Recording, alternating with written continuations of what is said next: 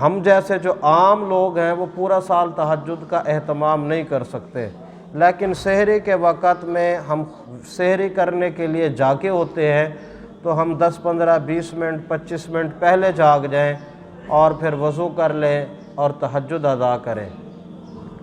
رات کا یہ وقت اللہ کو بہت زیادہ پسند اور محبوب ہے۔ حافظ غلام حبیب صاحب رحمۃ اللہ علیہ فرمایا کرتے تھے، اس وقت کی اتنی زیادہ برکتیں ہیں، جو خاتون دودھ دوہنے کے لیے دیہات کی اٹھی ہوئی ہوتی ہے وہ بھی اس کی برکت سے محروم نہیں رہتی۔ یعنی نفل پڑھنے کے لیے نہیں اٹھتی وہ خاتون، صرف اپنے جانوروں کا دودھ دوہنے کے لیے، لسی بنانے کے لیے فجر سے پہلے جو بیدار ہوتی ہے، اس کی برکت اتنی زیادہ ہے، کوئی بندہ اس وقت میں جاگ بھی رہا ہو، چاہے وہ عبادت نہ بھی کرے، اس کو بھی اللہ تبارک و تعالیٰ اس کی برکتوں کے کچھ حصے عطا فرما دیتے ہیں۔ اور جو بندہ اس وقت میں وضو کرے، نوافل پڑھے، اللہ سے توبہ اور استغفار کرے، لمبی دعا کرے، اس پر تو اللہ تعالیٰ رحمتوں کی بارش اتار دیتے ہیں۔ تو یہ مستجاب وقت ہے، اس وقت میں ہمیں چاہیے کہ ہم وضو بھی کریں، تہجد بھی پڑھیں اور اللہ تعالیٰ کے سامنے استغفار بھی کریں اور اللہ تعالیٰ کے سامنے لمبی دعا مانگیں۔ حضرت موسیٰ علیہ السلام کو اللہ تعالیٰ نے فرمایا، وَوَعَدْنَا مُوسَىٰ 30 لَيْلَةً، اے موسیٰ علیہ السلام آپ 30 راتیں لے کے کوہ طور پر تشریف لے آئیں، اگر 40 پوری کر لیں تو کیا ہی اچھی بات ہے۔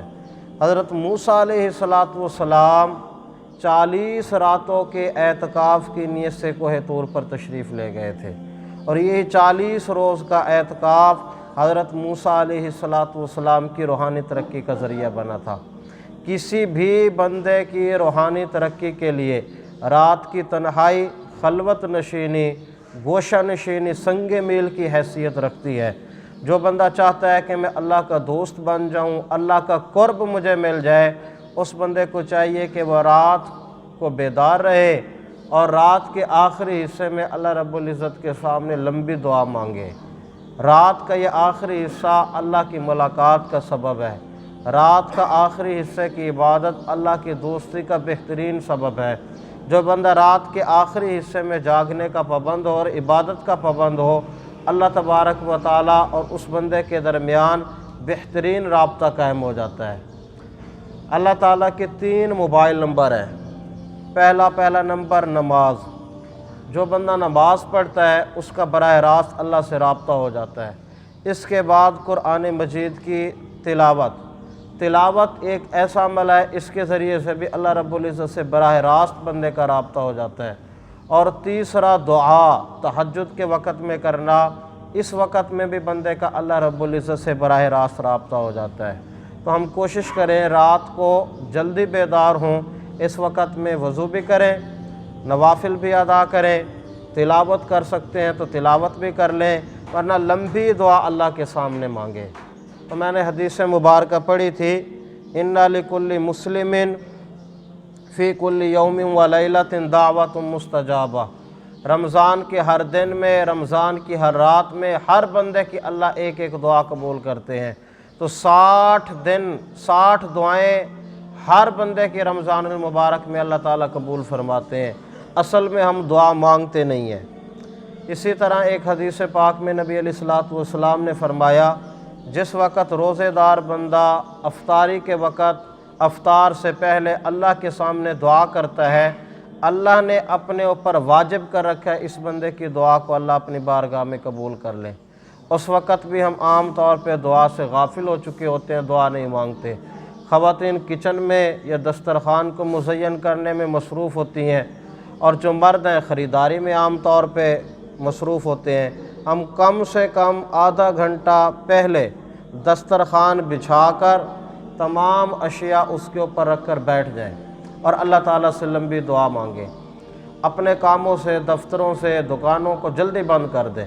بھی ہم نے دعا مانگنی ہے تو اس کے لیے وقت نکالنا ہے۔ تو اس کا طریقہ یہ ہے کہ آپ عصر کے بعد اپنی جو آپ کے ذمہ کام ہے اور ضروری کام ہے ان کو جلدی جلدی کر لیں، مغرب سے آدھا گھنٹہ پہلے آپ دسترخوان پہ بیٹھ جائیں۔ یہ مستجاب وقت ہے، اس وقت کی مانگی ہوئی دعائیں اللہ رب العزت کو پسند ہے، اللہ تعالیٰ اس وقت کی دعاؤں کو قبول فرماتے ہیں، اور ہم اس وقت میں دعا نہیں کرتے۔ ایک مولانا فرما رہے تھے کہ پاکستانی بندوں کے 3 کام ہوتے ہیں رمضان میں۔ پہلے نمبر کے اوپر ان کا کام ہوتا ہے کمانا، ہر چیز کا ریٹ بڑھا دیتے ہیں، چیزوں کو مہنگا فروخت کرتے ہیں۔ ان کا اولین مشغلہ یہ ہوتا ہے کہ ہم نے کسی طرح سے پیسے جمع کرنے ہیں، ہمارا یہ سیزن آ گیا ہے، ہم پیسے اکٹھے کر لیں۔ ہر چیز کے دام بڑھا دیتے ہیں، ہر چیز کو مہنگا کر کے فروخت کرتے ہیں۔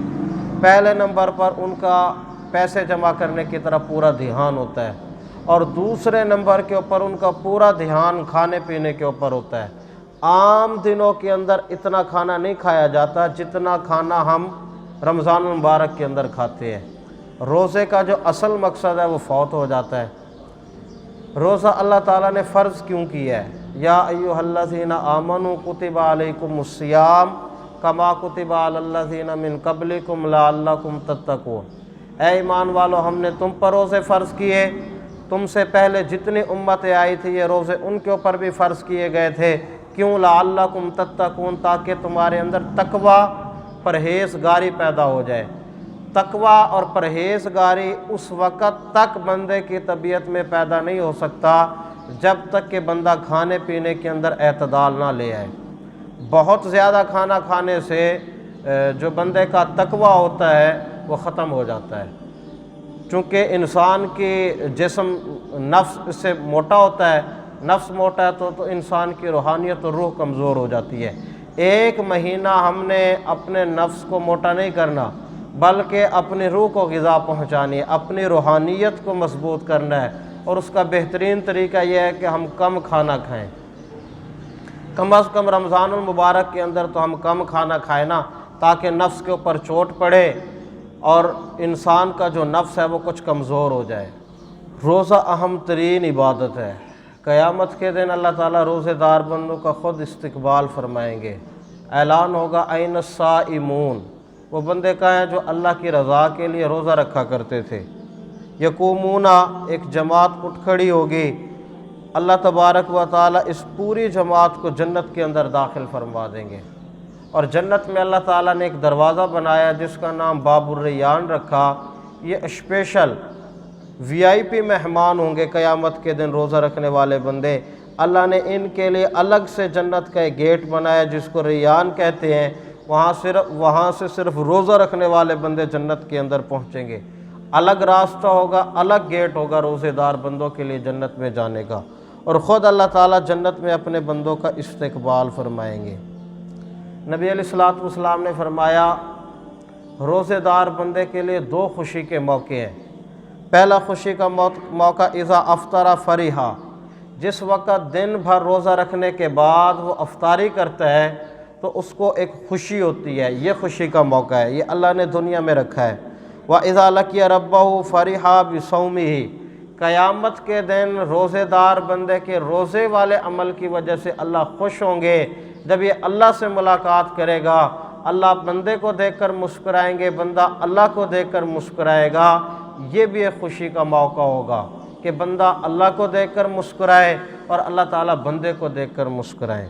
تو روزے دار بندے کے لیے 2 خوشیوں کے موقع اللہ نے رکھے ہیں۔ پھر نبی علیہ الصلوۃ والسلام نے فرمایا روزہ قیامت کے دن اللہ کی بارگاہ میں بندے کی سفارش کریں گے۔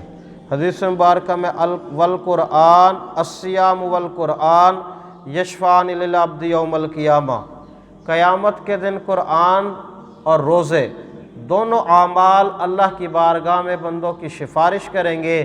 اللہ روزوں کی سفارش کو بھی قبول کریں گے، قرآن مجید کی سفارش کو بھی قبول فرمائیں گے، اور بندے کے گناہوں کو معاف فرما دیں گے۔